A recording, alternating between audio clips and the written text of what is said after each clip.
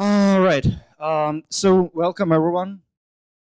Just a brief intro again. My name is Ihor Dvoretskyi. I'm a developer advocate at Cloud Native Computing Foundation, and I'm a co-chair of SIG-PM at Kubernetes community. And today we'll have the brief intro to SIG-PM, what SIG-PM is, what are our goals, what are our roles, and how can you potentially engage with us as a PM or potential new PM within the Kubernetes community.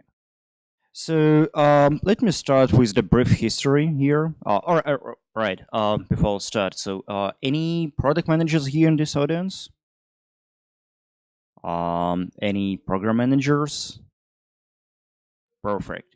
Yeah, just a brief description of PM, what is SIG-PM. Initially, we've been established as a product management group, as a product management SIG within Kubernetes community, and our first goals were to work on the features, to work on the roadmap and the backlog and so on. So we even haven't started as the SIG.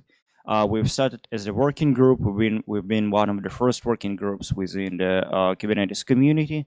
We had only a few people from different companies who've been interested in working with the Kubernetes community and working on the features and the roadmap of Kubernetes. How can we define the future of Kubernetes? What should we do to make Kubernetes more successful, not only today or tomorrow, but in the strategic perspective? So what should we do with Kubernetes? What should we do within the Kubernetes community to ensure that Kubernetes as a project, as an open source project, will survive even in 5 or 10 years, and how can we see its future?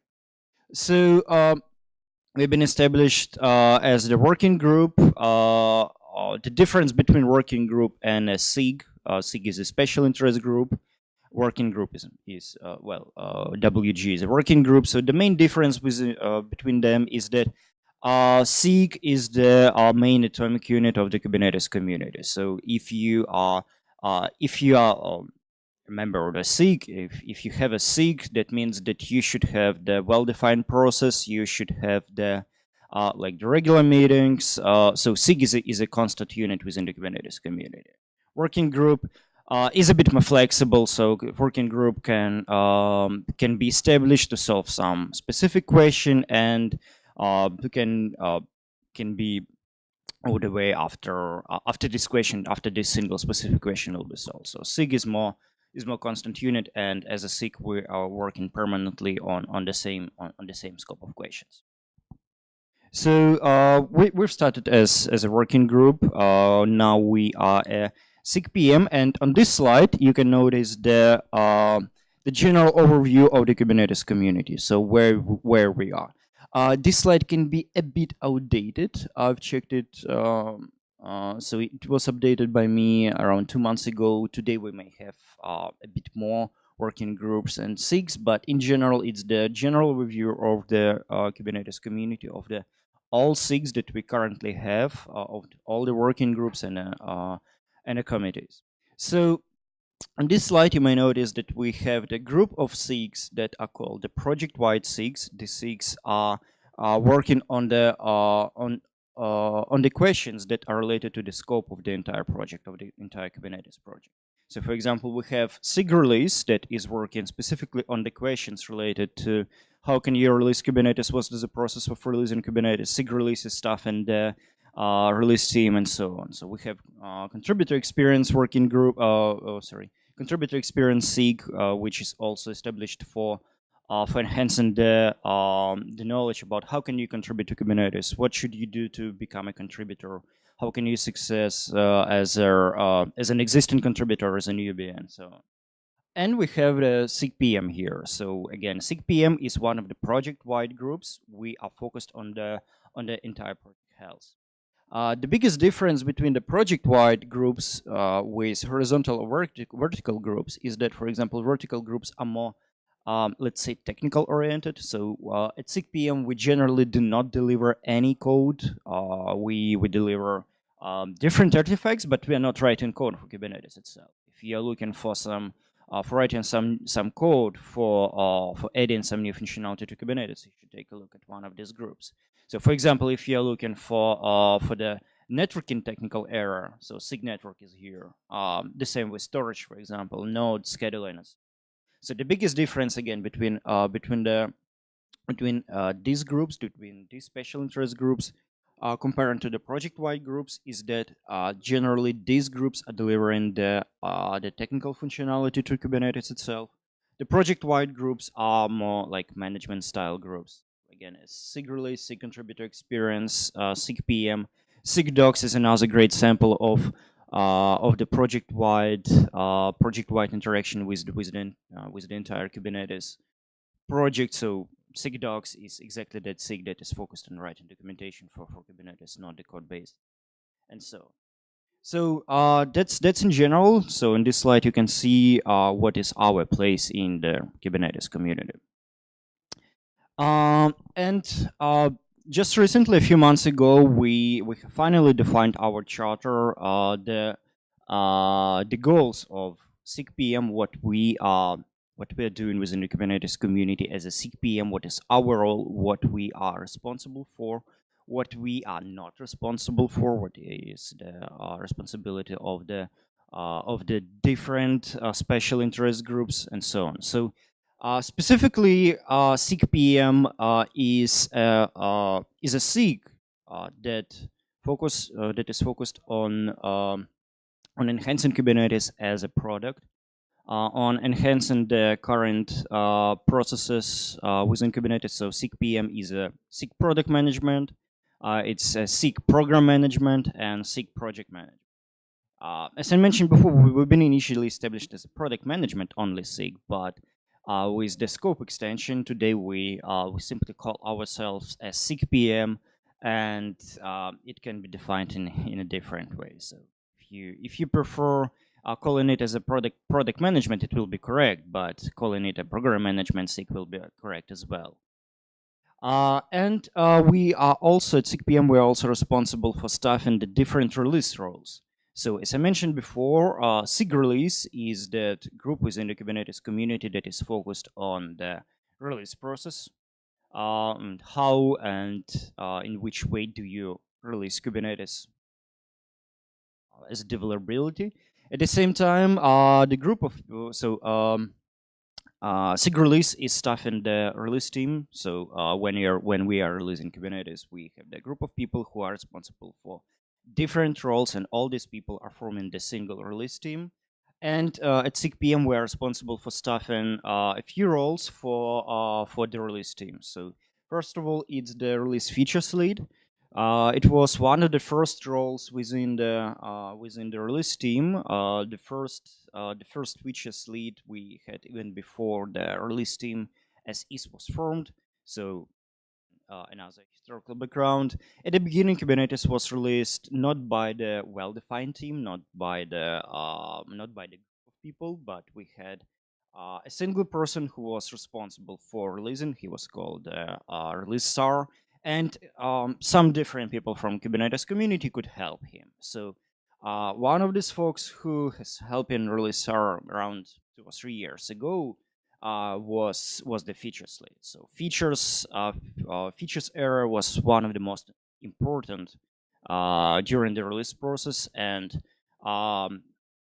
during some period of time, we've decided that we should establish the team instead of the single person, and the release lead was one of the first members. Also, we are staffing the release marketing coordinator. It's comparably brand new role, so we have started working on their marketing collaboration with the community. Not so much time ago.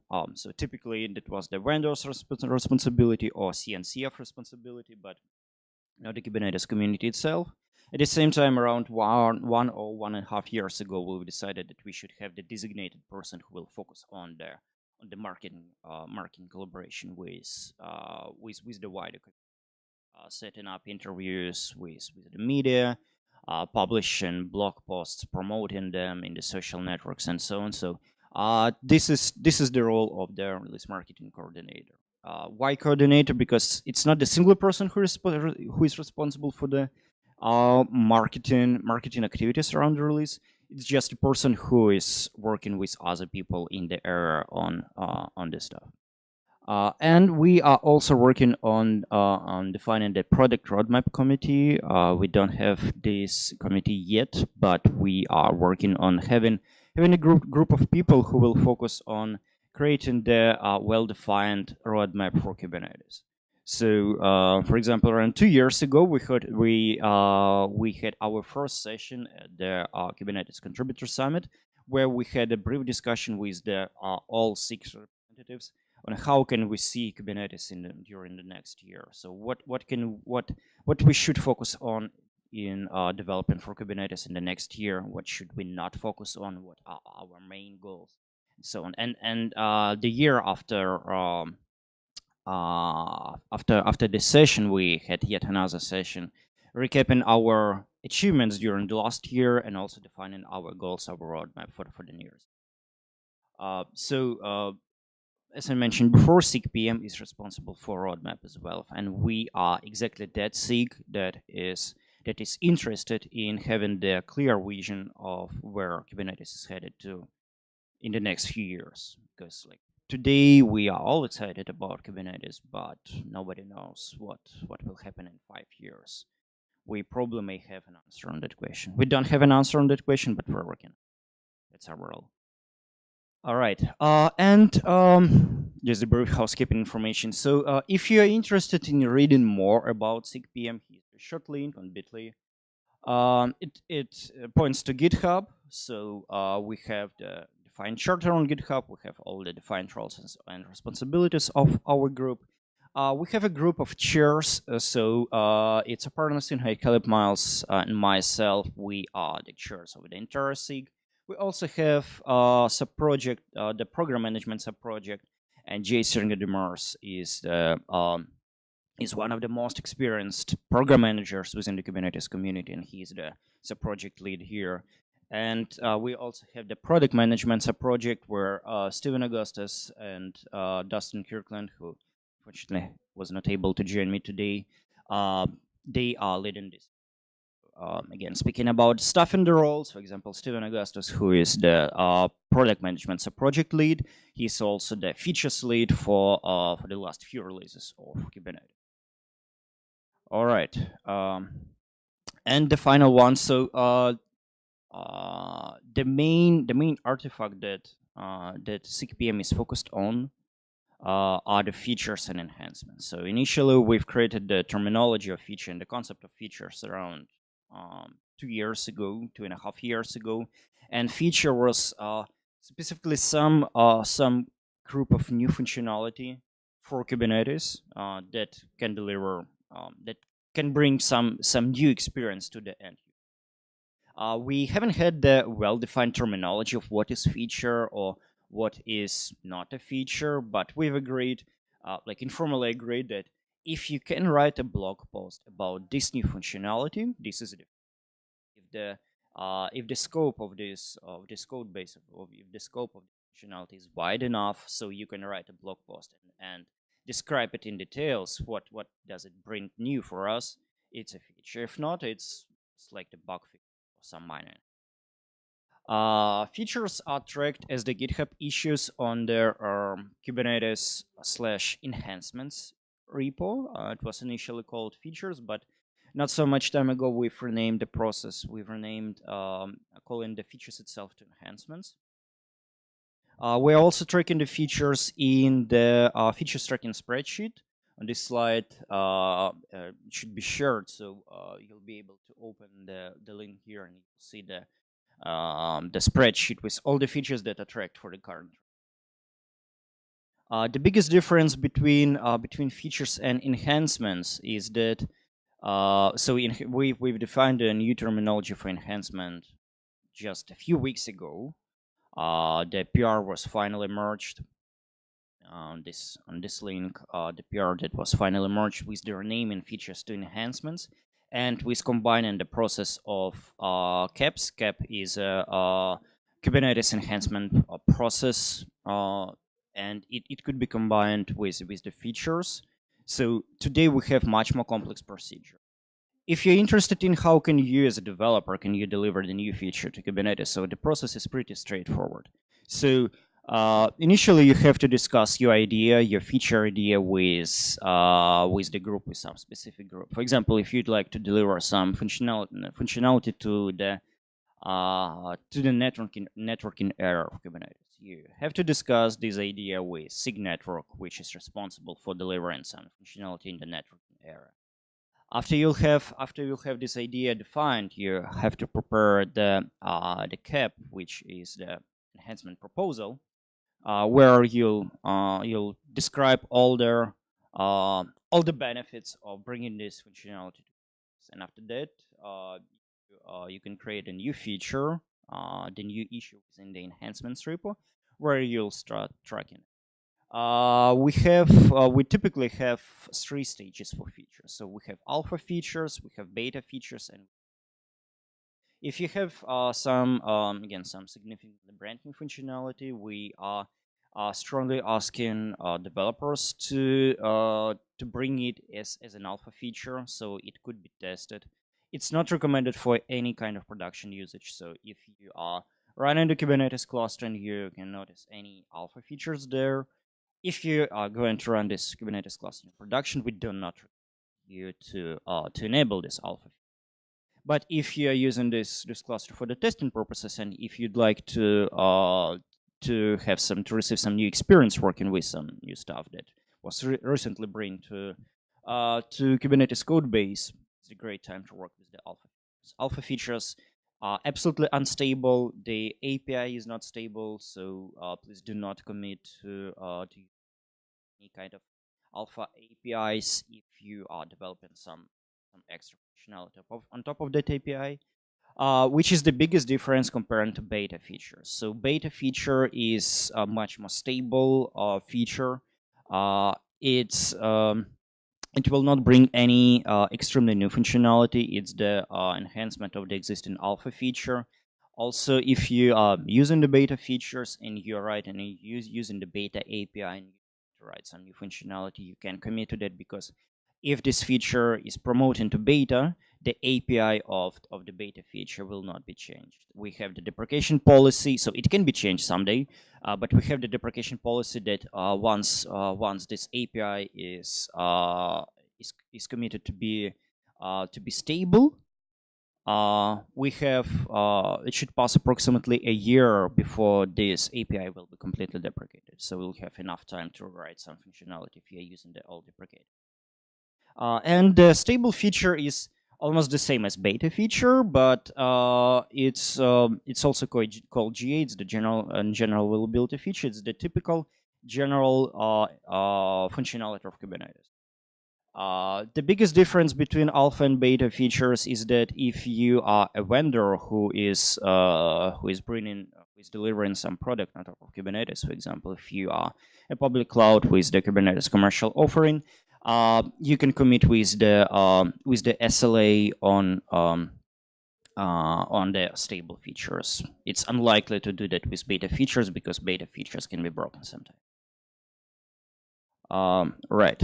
And what I'd like to say another note about all this process. So if you are working not only on Kubernetes project as an open source project, you have to know that process that we have delivered and that we have developed during the last few years for SIG-PM, for the features and enhancements, for roadmap and so on, will not necessarily work for another projects. So the uniqueness of Kubernetes is that it's probably one of the few open source projects in the world that can be also described as a product. So we have the well-defined roadmap, we have the well-defined backlog, we have the group of designated product managers, and again, it's the uniqueness of Kubernetes community and uniqueness of Kubernetes project. So if you are developing a different open source project, it's a great sample to be inspired by, but you should not necessarily copy and paste everything that was mentioned in these slides to your existing process. And that's all from me. I'm open for your questions. I'm not sure how much time we have. We have around 5 or 10 minutes. Questions? Oh, perfect. Yeah, that's a great question. So please get started with this link. It's the SIG-PM charter and SIG-PM description on GitHub, and what we are asking from the new PMs within the Kubernetes community, that ideally if they have some existing commercial experience, but that's not necessarily. So we are not so strong in your current experience. We it's more likely for us that if you're a new person to the product management world and you'd like to receive your first experience with working on the features, working with such a huge project, and working with as a PM, SIG-PM is the great place to get started before you receive your first commercial experience with that. We have our regular meetings. We have the bi-weekly meetings where you can just show up and tell us that you're the new person here and you'd like to start with the SIG-PM activities within the Kubernetes community. And specifically, what are the areas where your help can be, where you can be helpful for Kubernetes as a SIG-PM, specifically the release process and the features process. So at the release team, we have release team leads, like the features lead, and we also have shadows. So shadow within the release team is a person who is new to this project, who is new to this process, but would like to receive more experience in working with this. And if you'd like to be, for example, the features lead in the next release, you have to apply to be a shadow in the current release. You receive your basic knowledge about working with the features, working with the backlog, working with the existing instruments, and you can convert that experience to be a features lead in the next iteration. We are absolutely welcome to new people, so if there are any people who can be interested in this audience, who are interested in working with SIG-PM, in bringing new experience, receiving some new experience with Kubernetes project, with working on features roadmaps, and so on. So just let me know, and we'll facilitate your onboarding there. But that's in brief. So we have enough areas where can you get started. So just show up. Any questions? Any other? Yep.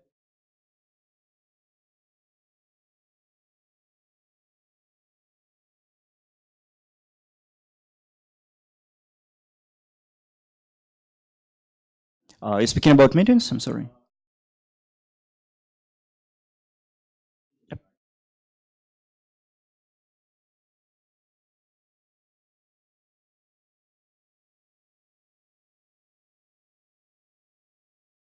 Yeah, so the question was, is the regular meetings are only for members of SIG-PM or for the wider audience, for example, for developers and so on? So the meetings are open. The only requirement for you, how can you receive an invite, that you have to join the SIG-PM mailing list, and after joining the mailing list, you'll receive your invite, and after that you can easily join us. The general scope of discussion during the SIG-PM meetings is mostly about the process. We are not discussing any technical questions, but if you are a developer who would like to discuss some technical questions with us, we are absolutely open. So our agenda is open. Just add a few notes there. Just show up to the meeting and we'll discuss your question.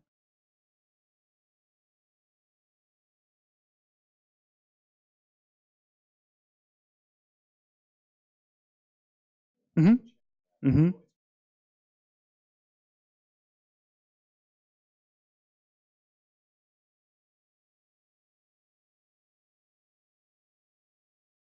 Well, it's not necessarily true. We have mailing list, we have Slack channel.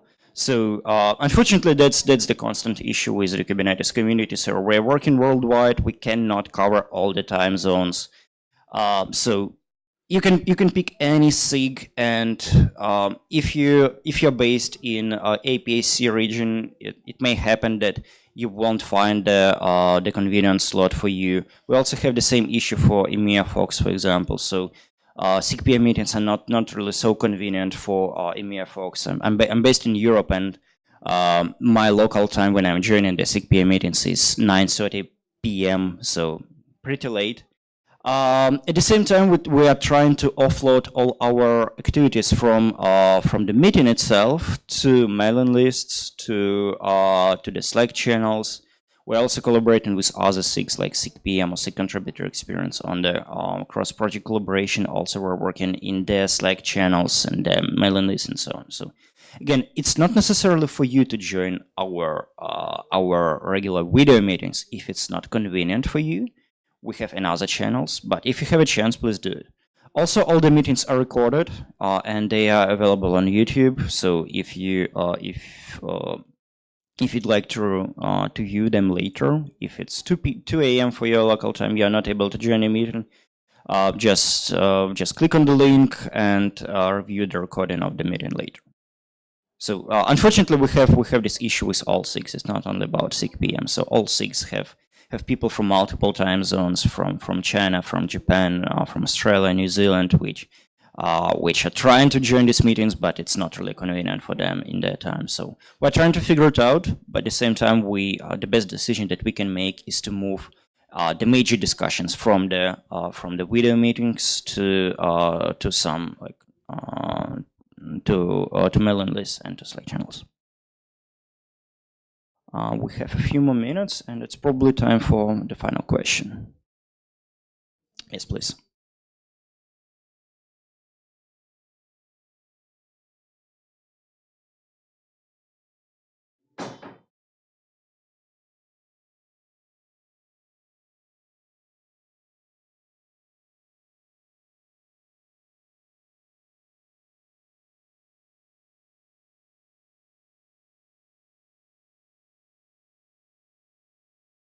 Yeah, so the question was how many members we have at SIG-PM, and the question was how can you build the process, right? If I understood correctly. Like how can you join the SIG-PM? What is the process of joining the SIG-PM as a member? If I understood correctly. Yeah. Okay. So we have bunch of folks they're listed on this slide who are the leads of SIG-PM itself, who are the chairs of SIG-PM itself, and the sub-project leads. These people, including myself, are working most of our time on SIG-PM. We have also the group of people who are not listed on this slide, but they are active and permanent participants of the meetings. They are actively involved into the activities that SIG is doing. At the same time, if you'd like to join the SIG as a member, it's pretty easy. So we don't have the strict barrier for the new people. How can you join as a member? Just show up again. Just show up on the meetings. If the video meeting time is not convenient for you, just show up in the Slack channels. Participate in the mailing list discussions. If you have any ideas, how can you enhance? What can you bring to us? Just email us. Just write a message in a Slack. Ask us one question. That's all. And yeah, so if you'll be active in the SIG-PM era, you can yourself a member. So we don't have the member title. Just people who are active in this community, they can be actively recognized as members. Right. That's all, I suppose. That's all. Again, if you have any questions, so here's my Twitter and GitHub handle. Here's the link to the SIG-PM chart and description on GitHub. Check these links. Check the mailing list. Check the Slack channels, and if you're able to participate in our video meetings. Thank you.